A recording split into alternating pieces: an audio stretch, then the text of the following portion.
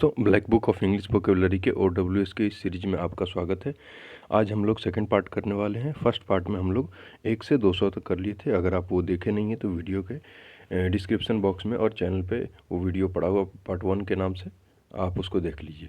इसमें हम लोग 201 से 300 तक करेंगे। 100 OWS ही इनफ है, जो एक आसान से आप लोग याद रख सकते हैं। और इस तरह से हम लोग 7 या 8 वीडियो में सारा OWS कर देंगे। और आज हम लोग जो है 200 से 300 तक करने वाले हैं। अगर आप चैनल पर नए हैं तो सब्सक्राइब कर लीजिए, इससे सारे अपडेट्स मिलते रहेगा। और वीडियो अगर पसंद आता है तो लाइक करें। तो चलिए वीडियो शुरू करते हैं। पहला है 201 में कि using high sounding words with little meaning. मतलब हो गया कि बड़े बड़े शब्दों वाला बट उसका अर्थ जो है न के बराबर, बॉम्बास्टिक। दूसरा है dwarf variety tree and serves grown in pot.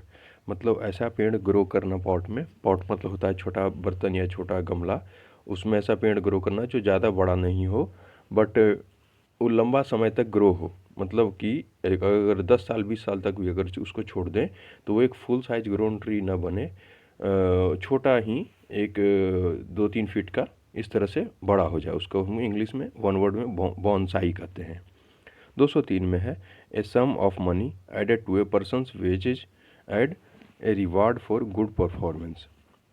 मतलब किसी के अच्छे परफॉर्मेंस के लिए उसका जो पेमेंट मिल रहा है मंथली, जो उसको अर्निंग हो रहा है, उसके अलावा कुछ एडिशनल फंड देना, एडिशनल पे करना, उसको हम लोग बोनस कहते हैं।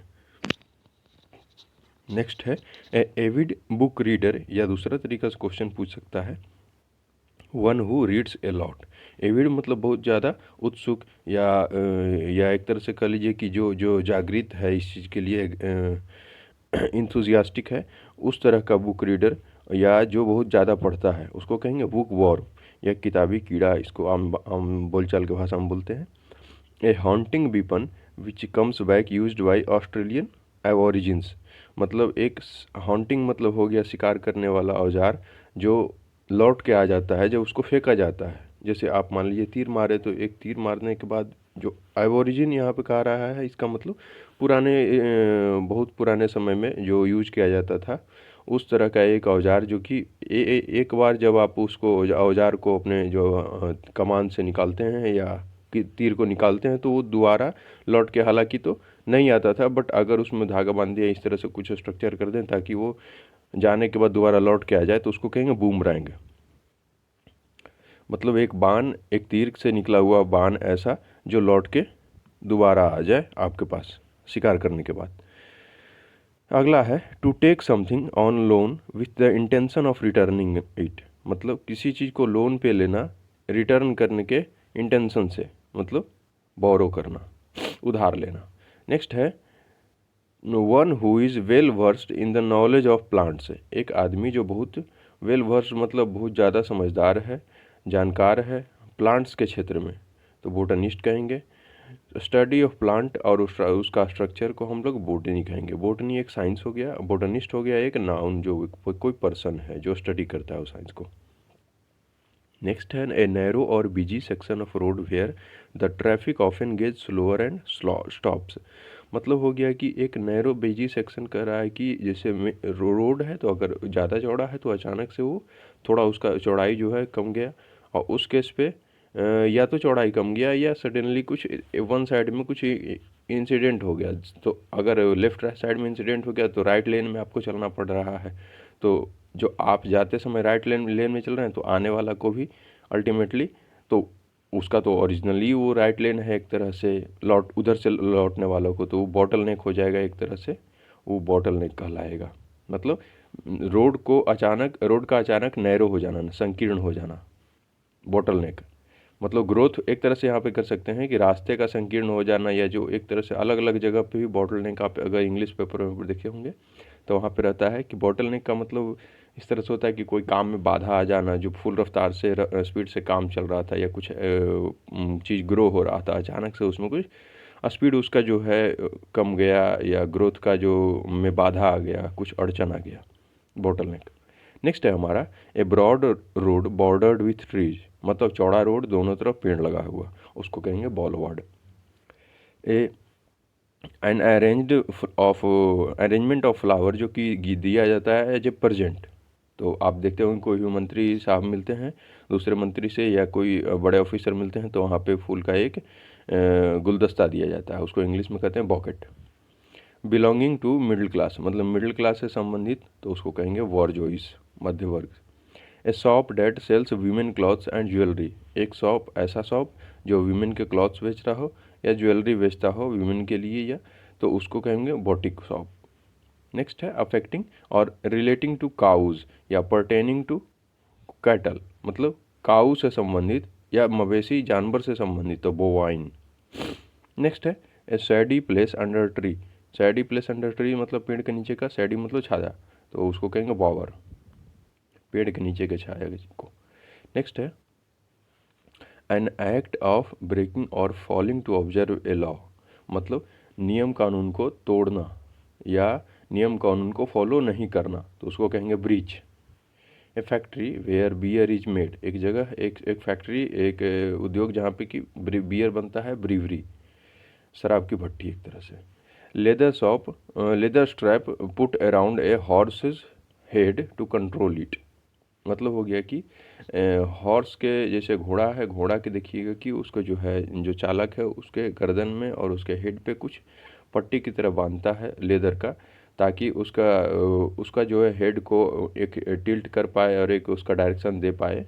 और एक देखिएगा वो रस्सी हाथ में रखता है, रस्सी के अकॉर्डिंग वो लेफ्ट और राइट का और तेज़ चलना धीरे चलना इसका डायरेक्शन देता है तो उसको कहते हैं ब्रिडल या लगाम। वो बेसिकली हॉर्स के हेड और नेक से गर्दन से कनेक्टेड रहता है, बंधा हुआ रहता है।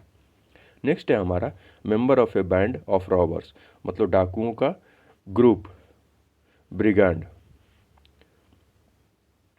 हार्ड बट ईजिली ब्रोकन या दूसरा तरीका से पूछ सकता है लाइएबल टू ब्रेक ईजिली मतलब कठिन है लेकिन आसानी से टूट गया या आसानी से टूटने वाला उसको कहेंगे ब्रिटल। ब्रिटल पढ़े होंगे साइंस में, ब्रिटल एमॉर्फस। नेक्स्ट है young of an animal cared for at a one time या दूसरा तरीका से पूछ सकता है a family of young birds मतलब ब्रूड, एक जानवर का बच्चा या एक तरह से कह लीजिए कि फैमिली ऑफ यंग बर्ड्स मतलब छोटा छोटा चिड़िया जो होता है चिड़िया का अंडा से निकला हुआ छोटा छोटा बच्चा वो उसको हम लोग ब्रूड कहेंगे। Meal that is usually taken at the in the late in the morning that combines a late breakfast and an early lunch. जैसे हम लोग क्या करते हैं सुबह में ब्रेकफास्ट लेते हैं, दोपहर में लंच लेते हैं और रात में डिनर करते हैं। तो अगर सुबह ब्रेकफास्ट नहीं ले रहे हैं और दोपहर में लंच भी नहीं ले रहे हैं और दोनों के बीच में कभी हम खाना खा रहे हैं जो एक तरह से हमारे दोनों का पोषण जो जो डाइट है बैलेंस कर दे रहा है तो उसको कहेंगे ब्रंच। एक तरह से यहाँ पे देख रहे होंगे ब्रेकफास्ट प्लस लंच को मिक्स करके ब्रंच बनाया गया है, वर्ड है। नेक्स्ट है हमारा a women with dark brown hair मतलब एक ऐसी औरत जिसका कि बाल का कलर जो है डार्क ब्राउन है तो उसको कहेंगे ब्रूनेट, भूरे रंग की बाल वाली औरत। An itemize summary of estimated expense for a given period along with proposal for financing them मतलब एक आइटमाइज समरी हो गया कि लिस्ट बना के समरी कर दिए कि जो जो हमें एक्सपेंस अलग अलग जो प्रपोजल दिया गया है उसको फाइनेंस करने के लिए लिस्ट बना दिए उसका प्राइस के साथ एक्सपेंस के साथ तो उसको कहेंगे बजटिंग, अनुमान लगाना, बजट करना कि हमारा जो है कॉस्ट कितना आएगा लिस्ट ऑफ आइटम्स का सम करने के बाद। नेक्स्ट है gold and silver before using the for manufacturing ornament. Gold और सिल्वर एक तरह से ऑर्नामेंट ये हो गया कि बनाने जैसे ज्वेलरी हो गया तो ज्वेलरी बनाने के लिए सिल्वर या गोल्ड को जो हम यूज करते हैं तो एक तरह से गोल्ड बिस्किट को यूज करते हैं एज ए मेल्ट करके अलग अलग शेप में देते हैं, डिज़ाइन बनाते हैं। तो वो जो ओरिजिनल फॉर्म ऑफ गोल्ड था जिसको मेल्ट करके डिज़ाइन बनाए उसी को कहते हैं बुलियन, सोने की ईंट। नेक्स्ट है हमारा एक कलेक्शन ऑफ स्टिक्स, डंटे एक स्टिक का कलेक्शन ग्रुप हो जाएगा bundle. Large single detached house with single और डबल स्टोरी, एक लार्ज एक बड़ा घर जिसमें कि सिंगल या डबल स्टोरी हो और डिअटैच्ड हाउस करने का मतलब कि घर इतना बड़ा हो कि उसको डिअटैच मतलब दो पार्ट में 3 पार्ट में बांट सकते थे, बहुत बहुत बड़ा घर एक तरह से कहा जाए। और उसके साथ साथ उसमें जो है बड़ा घर में एक या दो स्टोरी ही हो तल्ला हो, एक से 2 तल्ला हो, उससे ज़्यादा नहीं हो, तो उसको कहेंगे बंगलो। नेक्स्ट है कैरी आउट ए टास्क क्लमजिली और इनकम्पिटेंटली, मतलब कोई काम करना क्लमजिली मतलब अनाड़ी की तरह, या इनकम्पिटेंटली मतलब उसके बारे में ऐसे लगता है कि आप नहीं जानते हैं, तो उस केस में वो कहलाएगा बंगल। मतलब नौसिखिया की तरह काम करना, तो गड़बड़ एक तरह से कह सकते हैं, गड़बड़ कर देना। हिंदी में देखिए गड़बड़ कर देना इसका अर्थ हुआ है। नेक्स्ट है a government run by official in a state, मतलब एक गवर्नमेंट जो है, गवर्नमेंट अलग अलग तरीक़ा से चल सकता है, जैसे चुना हुआ, जैसे हम लोग जो है डेमोक्रेटिक फॉर्म ऑफ गवर्नमेंट है, रिपब्लिक फॉर्म ऑफ गवर्नमेंट है, मोनार्कियल रिपब्लिक है यहाँ पे ब्रिटेन में, उसके बाद नॉर्थ कोरिया में तानाशाही है। तो अलग अलग गवर्नमेंट का स्ट्रक्चर है, जिसमें कि कुछ लोग एक तरह से ऐसा भी होगा कहीं पे जहाँ पे कि गवर्नमेंट जो है ऑफिसर्स के द्वारा चलाया जा रहा होगा। ऑफिशियल्स मतलब जो ऑफिशियली अपॉइंट हो चुके हैं उस चीज़ के लिए, न चुने गए हैं न राजा थे, उस केस में उसको वो कहलाएगा bureaucracy. A person who enters a building illegally in order to steal, चुराने के मकसद से एक आदमी जो किसी घर में घुसता है तो उसको कहते हैं burglar. Hole excavated by an animal as dwelling, dwelling मतलब होता है बसने के लिए कोई जानवर के द्वारा खोदा गया गड्ढा, रहने के लिए, बसने के लिए। चूहा सब बिल करता है उसको कहते हैं बोरो। द साउंड मेड बाय बीज, मधुमक्खी के द्वारा किया गया आवाज़ उसको कहेंगे बज, भनभनाहट। Place where cows are sheltered, मतलब गाय को जहाँ पाला जाता है उसको कहते हैं बायर, गौशाला। नेक्स्ट है हमारा a group of things that have been hidden in some place, मतलब ग्रुप ऑफ थिंग्स जो कहीं छुपा के रखा गया हो उसको कहेंगे कैचे, मतलब गुप्त भंडार। One who is bad in spelling, मतलब जो स्पेलिंग जो लिखता है तो उसका स्पेलिंग गलत हो जाता है, बैड इन स्पेलिंग, अच्छा से स्पेलिंग सही सही नहीं लिख पाता है, तो उसको कहेंगे कैकोग्राफर। हार्श और डिस्कॉर्डेंट साउंड, दूसरा तरीका से पूछा जा सकता है, लाउड कन्फ्यूजिंग डिसएग्रीएबल साउंड, या इन एन इनकॉन्ग्रुअस कैओटिक मिक्सचर, मतलब हो गया कि हार्श या डिस्कॉर्डेंट साउंड, मतलब या हार्श साउंड या डिस्कॉर्डेंट असंतुष्ट, मतलब एक तरह से उतना सुहावना अच्छा साउंड नहीं, या लाउड बहुत तेज आवाज़ निकलना, और कन्फ्यूजिव आवाज़ निकलना, क्लियर नहीं समझ में आना कि क्या कहना चाह रहा है या क्या वो साउंड कुछ अर्थ निकल पा रहा है या नहीं। नेक्स्ट है उसका और तरीका से पूछा जा सकता है कि एन इनकॉन्ग्रुअस, असंगत, इनकॉन्ग्रुअस मतलब हो गया एक सुसंगत तरीका से आवाज़ नहीं निकल रहा है, मिक्स होकर निकल रहा है, अलग अलग आवाज़ एक साथ बहुत जल्दी निकल रहा है जिससे कि अब पता नहीं चल रहा है, या केओटिक मिक्सचर मतलब हल्ला गुल्ला होना, जैसे मान लीजिए कहीं आवाज़ आ रहा है कहीं से, तो वो वहाँ पे आसपास में गाड़ी का आवाज़ है, चिड़िया का आवाज़ है, इस तरह से बहुत हल्ला हो रहा है, तो साफ़ सुथरा साफ एक तरह से साफ साफ सुनाई नहीं देना कि क्या कहा जा रहा है या क्या बोला जा रहा है, तो उसको कहेंगे कैकोफोनी, शोरगुल, कोलाहल। एक तरह से बाज़ार में मछली बाज़ार, एक तरह से इसका एग्जाम्पल आप कहते होंगे, मछली बाज़ार बना दिया है, तो उस केस में वही कहा जाता है कि जो बोल रहे हो साफ से सुनाई नहीं दे रहा है, या अगर कोई कुछ कहना चाह रहा है तो एक साथ बहुत सारा साउंड मिक्स होकर आ रहा है जिसके कारण साफ नहीं दे रहा है सुनाई। नेक्स्ट है द यंग वन ऑफ ए काऊ, मतलब गाय का बच्चा, यंग वन मतलब बच्चा होता है गाय का, उसको कहेंगे calf. A person who is skilled at producing beautiful handwriting, एक आदमी जिसका हैंड राइटिंग बहुत बढ़िया है वो कहेंगे calligrapher. Art of beautiful hand writing मतलब अच्छा हैंड राइटिंग लिखने की कला को कैलीग्राफी कहते हैं। A man divide of kind feeling and sympathy, एक आदमी, डिवाइड मतलब कमी, बिरेफ्ट, डिवाइड मतलब हो गया कि कमी किसी आदमी का जो है फीलिंग, अच्छा गुड फीलिंग नहीं है, बैड फीलिंग है, और सिंपैथी नहीं है, दया का भावना नहीं है, तो कहेंगे कैलस या निर्दयी, कठोर दिल वाला, कठोर हृदय वाला। यहाँ राइट साइड में हिंदी दिया हुआ है, हम बेसिकली समझाते रहें तो उसको उतना कवर नहीं कर रहे हैं, आप चाहें तो देख सकते हैं। That which makes it difficult to recognize the presence और रियल नेचर ऑफ समथिंग, ऐसा चीज़ जो रिकॉग्नाइज करने में मदद करता है किसी चीज़ के रियल उसका स्ट्रक्चर को, रियल इमेज को। जैसे हो गया कि रियल इमेज कहने का मतलब हो गया कि हम मान लीजिए कोई ऑब्जेक्ट रखे, उस पर कुछ ऐसा चादर या ऐसा स्ट्रक्चर दे दिए उसको कि हम उसका जो मान लीजिए रेक्टेंगुलर शेप है, तो हम ऐसा चादर या ऐसा कुछ सीट लगा दिए उसके ऊपर से, ताकि ऐसा लग रहा है कि वो सर्कुलर या फ्लैट है। तो उसका ओरिजिनल स्ट्रक्चर ढक गया तो उसी को कहते हैं कैमोफ्लॉज। देखते होंगे कि आर्मी या हमारे जो है एयरफोर्स तो नहीं, खास करके आर्मी और कुछ सीआरपीएफ वगैरह के जवान या उनका जो गाड़ी या काफिला रहता है वो सब पे पेंटिंग रहता है कहीं ना कहीं कुछ जंगल के पत्तों का या इस तरह से ग्रीन या डार्क ग्रीन या ब्लैक कलर का इस तरह से मिक्स रहता है, ताकि वो दूर से देखने पे पता न चले कि वो कुछ स्ट्रक्चर्ड एक पर्सन है या गाड़ी है। तो कैमोफ्लेज उसको कहते हैं, उसका ओरिजिनल जो है रूप को ढक देना एक अलग कलर का मिक्सचर या कपड़ा दे के। नेक्स्ट है हमारा a person who eats human flesh, मतलब एक आदमी जो ह्यूमन फ्लेश मतलब किसी दूसरे को मार के खाता है तो उसको कहेंगे कैनिबल। मतलब आदमी को मार के खाने वाले को, तो उस केस में हम लोग उसका वर्ड देंगे कैनिबल, जो नरभक्षक एक तरह से कह सकते हैं। लव फॉर डॉग्स मतलब कुत्तों के प्रति प्रेम दिखाना, तो कैनोफिलिया। पिछला दिन बताए होंगे, पिछला वीडियो अगर आप नहीं देखे हैं तो देख लीजिए, उसमें बताए थे कि फोबिया और फिलिया एक होता है जो सफिक्स एज यूज होता है, तो अलग अलग वर्ड्स के बाद फिलिया लगेगा तो उसका मतलब होगा कि ये जो पहला वर्ड है इसका लव के प्रति प्रति भाव निकल रहा है, और अगर फोबिया है तो डर के प्रति भाव निकल रहा है, इसका अर्थ निकल रहा है।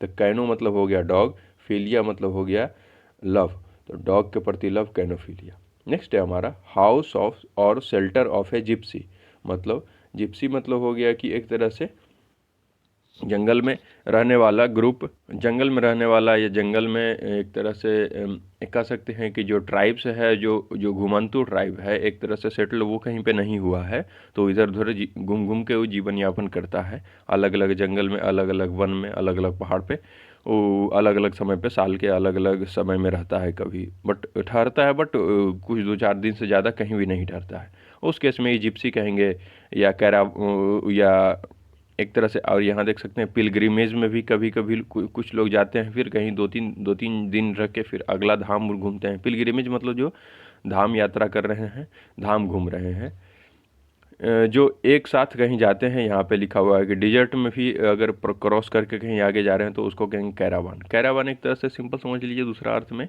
कि ग्रुप ऑफ पीपल जो कहीं जा रहे हैं किसी मकसद से, किसी काम से, जो किसी और एक तरह से अलग अलग जगह ठहर भी रहे हैं, बट ओवरऑल वो अपना मूवमेंट कंटिन्यू जारी रखे हुए हैं, कहीं बस नहीं रहे हैं, ऐसा समझ लीजिए लंबा समय तक। Dead body of an animal मतलब जानवर का डेड बॉडी कहेंगे कैराकास। नेक्स्ट है हमारा something which is considered to be very important, कोई ऐसा चीज़ जो बहुत इंपॉर्टेंट कंसिडर किया जाता है तो हो जाएंगे कार्डियल। इंपॉर्टेंट कंसीडर करने का मतलब हो गया कि कोई किसी का इंपॉर्टेंस ज़्यादा है तो उसको कहेंगे कार्डियल या मुख्य। नेक्स्ट है हमारा कार्डियोलॉजिस्ट, जिसका कि ये सेंटेंस बनेगा एक doctor who specialises in study और ट्रीटमेंट ऑफ हार्ट डिजीज, एक डॉक्टर जिसका स्पेशलाइजेशन है हार्ट डिजीज को ठीक हर हृदय से संबंधित रोगों को ठीक करने के लिए, उसका जांच करने के लिए और उसके लिए उसको जो है रोगी को ठीक करने के लिए, उसके डॉक्टर का नाम देंगे कार्डियोलॉजिस्ट। और जो साइंस वो स्टडी करेगा हार्ट और उसका डिजीज को, उसको हम लोग कार्डियोलॉजी कहेंगे। नेक्स्ट है पिक्चर ऑफ ए पर्सन और थिंग, एक आदमी या एक चीज़ का ऐसा इमेज या पिक्चर इस तरह से बनाया जाए ताकि उसका जो है लाफ्टर, काउज लाफ्टर करने का मतलब हो गया कि देख के हंसी आए। कुछ चीज़ ऐसा होता है व्यंग की तरह पिक्चर बनाना, तो उसको कहेंगे कैरिकेचर। कैरिकेचर हो गया कि व्यंग चित्र, मतलब कि एक ऐसा चीज़ जो किसी ओरिजिनल ऑब्जेक्ट का बना हुआ है बट उसको देख के ऐसा लग रहा है कि वो मजाक हो गया है या एक तरह से उस पर जो है देख के हंसी आ रहा है, तो कैरिकेचर कहेंगे। नेक्स्ट है animal that can eat meat, जानवर जो मांस खाता है कार्निवोरस, आप पढ़े होंगे बायोलॉजी में कार्निवोरस, ओमनिवोरस और herbivorous. Song which are is sung in a church by a group of singers, group of singers के द्वारा जो गीत गाया जाता है, गाना गाया जाता है चर्च में धार्मिक स्थान है, तो वहाँ पे क्रिश्चियन का धार्मिक स्थान है चर्च, वहाँ पे जो सिंगर के द्वारा जो गाना या गीत गाया जाता है उसको हम लोग कैरोल कहते हैं। नेक्स्ट है पर्सन हु ड्रॉज और मेक मैप्स, जो एक आदमी जो नक्शा को बनाता है उसको कहेंगे कार्टोग्राफर, नक्शा बनाने वाला को, मानचित्र बनाने वाला को कार्टोग्राफर कहेंगे। नेक्स्ट है जो नक्शा बनाने का आर्ट है उसको हम लोग कार्टोग्राफी कहेंगे। एक तरह समझ लीजिए ये कार्टो मैप है, ग्राफ ही मतलब हो गया बनाना या बनाने का साइंस या बनाने का आदमी, ये किसी कला है किसी आदमी का, तो ग्राफर हो जाएगा। ऐसे करके इंग्लिश वर्ड एक तरह से बना रहता है, कहीं ना कहीं बड़ा वर्ड है तो उसमें प्रीफिक्स है और सफिक्स है, एक तरह से ऐड हो रहा है चीज़ें, और तब जाके एक बड़ा वर्ड बन रहा है और उसका अर्थ थोड़ा सा बदल जाता है। कार्टो है तो कार्टोग्राफी लगा दिए तो थोड़ा सा बदल जाएगा, कार्टो में ग्राफर लगा दिए तो थोड़ा सा दूसरा बदल जाएगा। नेक्स्ट है amusing and amusing drawing about politics. Politics के बारे में अम्यूजिंग ड्राइंग जो न्यूज में है, मतलब कि अम्यूजिंग मतलब हास्यास्पद, जैसे बना रहता है किसी किसी पॉलिटिकल पर्सन का, देखे होंगे पेपर में किसी कोना में कि उसमें जो है कार्टून टाइप का बना हुआ है जिसमें कि कुछ मैसेज दिया जा रहा है, बट वो पूरा ओरिजिनल नहीं बताया जा रहा है कि किस पर्सन का उस तरह से ही वो मैसेज में रिप्रेजेंट किया गया है, तो उसको हम लोग कार्टून कहेंगे। एक ऐसा व्यंग चित्र जो एक मैसेज को रिप्रेजेंट करता है बट वो मजाकिया की तरह देखने में लगता है। नेक्स्ट है a place where gambling games are played. एक जगह जहाँ पे कि गैम्बलिंग जुआ खेला जाता है उसको कहेंगे कैसीनो। जुआ समझ रहे होंगे, जो सट्टा या जुआ। Large deep pot used both in the oven and A serving vessel. एक बड़ा बर्तन जो ओवन में भी यूज किया जाए या सर्विंग मतलब खाना को परोसने में भी यूज किया जाए उसको कहेंगे कैसरोल। कैसरोल मतलब खाना परोसने के लिए एक बड़ा बर्तन, ऐसा समझ लीजिए। नेक्स्ट है एस लिस्ट और कलेक्शन ऑफ बुक्स और इन्फॉर्मेटिव ग्राफिक्स। मतलब एक कलेक्शन ऑफ बुक्स या इन्फॉर्मेटिव ग्राफिक्स मतलब हो गया इमेज या पिक्चर या ग्राफ का कलेक्शन, उसको हम लोग कैटलॉग कहेंगे। An event causing great and sudden damage या सफरिंग, मतलब एक ऐसा इवेंट जिसमें कि बहुत बड़ा डैमेज हो जाए या किसी को सफरिंग मतलब दुख झेलना पड़े तो उसको कैटेस्ट्रॉफी। कैटेस्ट्रॉफी मतलब हो गया तबाही। नेक्स्ट है हमारा काउजिंग ग्रेट डैमेज और सफरिंग मतलब कैटास्ट्रॉफिक, ये हो गया एडजेक्टिव, वो था noun. A large deep metal pot used for cooking over open fire. अभी था पिछला हम लोग का कि जिसमें या तो खाना परोस रहे थे या ओवन में उसको हीट कर रहे थे, यहाँ पे है कि हम लोग कुक कर रहे हैं। एक लार्ज मेटल, डीप मेटल कहा जाए तो यहाँ पे जो बर्तन है हमारा वो सैलो नहीं है, डीप है, मेटल का पॉट है जो कुक करने के लिए यूज हो रहा है, तो उसको कहेंगे कॉल्ड्रॉन। एक तरह से कढ़ाई कह सकते हैं। कढ़ाई एक होता है डीप, थोड़ा डीप होता है, और लार्ज मेटल होता है, मेटल का पॉट होता है, बर्तन होता है जो हम लोग कुक करने के लिए यूज करते हैं। तो हिंदी में कढ़ाई, इंग्लिश में एक तरह से कॉल्ड्रॉन बोल सकते हैं। नेक्स्ट है soldier who fight on horse back. Horse back मतलब हो गया घोड़े पर सवार होकर युद्ध करने वाला सिपाही, कैवेलरी उसको कहेंगे। The sound of a crow, कौआ का आवाज़, caw. A time when enemies agree to stop fighting, दुश्मन जब फाइटिंग मतलब युद्ध करने के लिए युद्ध विराम कर दे तो उसको कहेंगे कि सीज फायर। आप लोग न्यूज़ में सुने होंगे कि इंडिया पाकिस्तान के बीच में सीज फायर हो गया, फिर भी पाकिस्तान एग्रेसिव है और बंदूक चला रहा है, पाकिस्तान का क्या ही कर सकते हैं। The state of being unmarried by choice. Unmarried by choice कहने का मतलब कि एक तरह से कोई अपने चॉइस से शादी नहीं किया है तो उसको कहेंगे सेलिबैसी। चॉइस से शादी नहीं करना मतलब जीवन भर शादी नहीं करना, तो सेलिबैसी कहेंगे या ब्रह्मचर्य कहेंगे। जो हमारे मठ में या महंत या हमारे जो है धार्मिक गुरु सब अधिकतर अविवाहित होते हैं तो उस केस में उनको सेलिबैसी कहेंगे। Underground place for storing wine और अदर प्रोविजंस, मतलब शराब रखने के लिए और अदर चीज़ दूसरी चीज़ रखने के लिए अंडरग्राउंड प्लेस। जो हम लोग जैसे फ्लोर के ऊपर रहते हैं तो फ्लोर के अंदर एक दो फ्लोर बना के अंडरग्राउंड प्लेस रूम बनाना या इस तरह से बंकर टाइप से बनाना जिसमें वाइन या अलग दूसरे सामान को हम लोग रख सकते हैं, उसको कहेंगे सेलार, तहखाना। नेक्स्ट है large burial ground. Burial ground मतलब हो गया कि जहाँ पे कि मरे हुए लोगों को दफनाया जाता है तो उसको कहेंगे सिमेट्री, कब्रिस्तान। नेक्स्ट है a legal who, A person who is 100 year old और मोर, मतलब 100 साल या उससे ज़्यादा का एक आदमी जिसका उम्र है 100 साल से ज़्यादा, उसको कहेंगे centenarian. 100th anniversary of an event, एक इवेंट का 100वां एनिवर्सरी को हम लोग सेंटेनियल कहेंगे। Anything tending to move away from the centre, मतलब कोई ऑब्जेक्ट है जिसका कि एक सेंटर है तो सेंटर से दूर जाना उसको कहेंगे सेंट्रीफ्यूगल। सेंट्रीफ्यूगल फोर्स पढ़े होंगे आप लोग। दूध से हम लोग मक्खन को, दही से हम लोग मक्खन को हम लोग अलग करते हैं सेंट्रीफ्यूगल फोर्स के हेल्प से, केमिस्ट्री में पढ़े होंगे। Something that is related to the brain और इंटेलेक्ट, मतलब जो ब्रेन और समझदारी, इंटेलेक्ट मतलब हो गया जानकारी नॉलेज, और ब्रेन मतलब हमारा दिमाग से संबंधित है तो उसको कहेंगे सेरेब्रल। आर्ट ऑफ डिजाइनिंग और राइटिंग ऑन वैक्स, मतलब मोम पे लिखने का कला या डिजाइन करने की कला को हम लोग सेरोग्राफी कहते हैं। Rub a part of body to restore warmth और सेंसेशन, अभी ठंड का समय है, अगर आप बाहर निकलते होंगे तो दोनों हाथ को एक दूसरे से रगड़ते होंगे ताकि हाथ जो है हमारा जो है एक तरह से ज़्यादा ठंडा ना हो और रगड़ने के बाद एक फ्रिक्शन फोर्स डेवलप हो और हीट जनरेट हो के एक तरह से वो गर्म हो जाए, उसको कहेंगे चाफ। चाफ मतलब रगड़ के गर्म करना।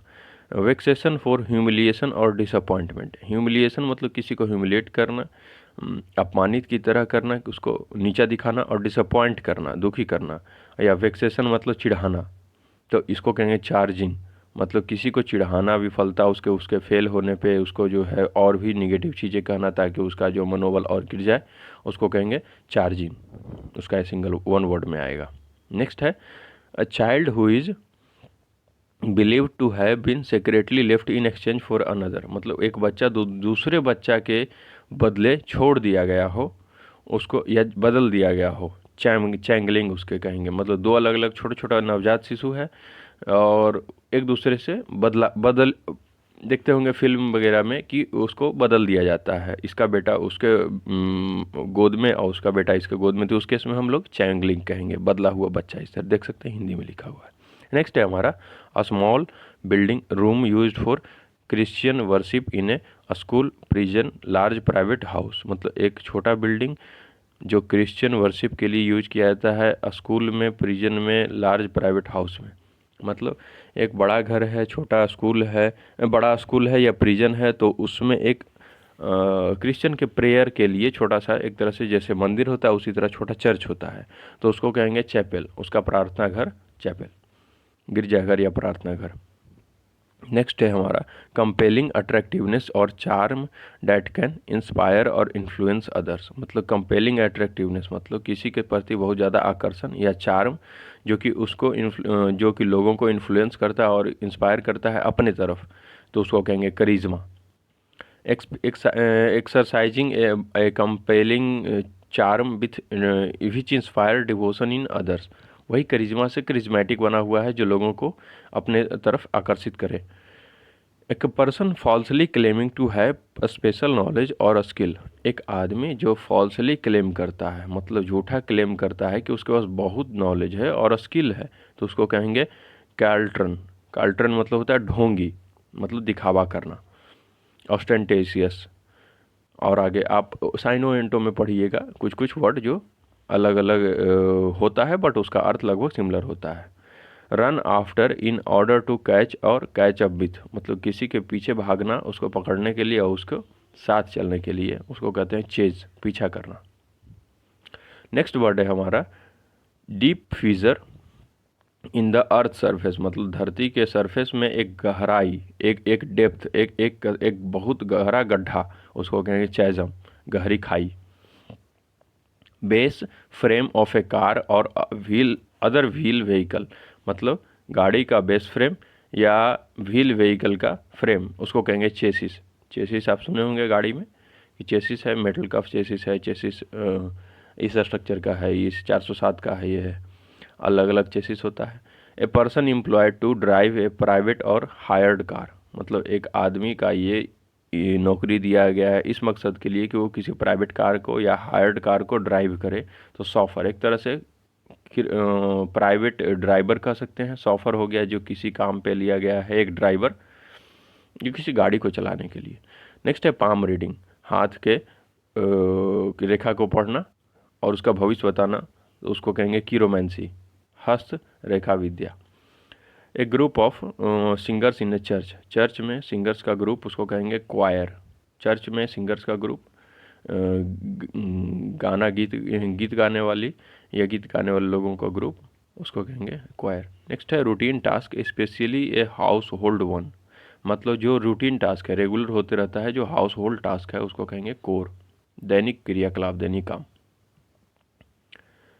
ए one who plans the steps and moves in a, next है हमारा इन ए डांस, मतलब जो स्टेप को प्लान करता है और मूव करता है डांस करते समय तो उसको कहेंगे कोरियोग्राफर। कोरियोग्राफर डांस का स्टेप को डिसाइड करता है और लोगों को सिखाता है कि कोई गाना पे अगर डांस करना है तो कैसे करना है। नेक्स्ट है a disease persisting for a long time और रिकरिंग अगेन एंड अगेन, एक रोग जो लंबा समय तक किसी को घेरे हुए है अपने चपेटे में या बार बार हो जा रहा है कोई रोग तो उसको कहेंगे chronic. A factual written account of important और historic event in the order of their occurrence, मतलब कोई इवेंट, बहुत सारा सीरीज ऑफ इवेंट हुआ तो उसको अगर हम हिस्टोरिक टाइम के अकॉर्डिंग, जैसे 1800, 1900, इस तरह से 1801, 1802, 1803, 2001, 2002, 2000, इस तरह से टाइम के अकॉर्डिंग अगर उसको हम लिस्ट कर दें उसको कहेंगे क्रॉनिकल। नेक्स्ट है अरेंजमेंट ऑफ इवेंट और dates in order to their occurrence, जैसे जैसे कोई चीज़ हुआ उसके समय के अनुसार उसको लिस्ट बनाते चले जाना तो उसको कहेंगे क्रोनोलॉजी।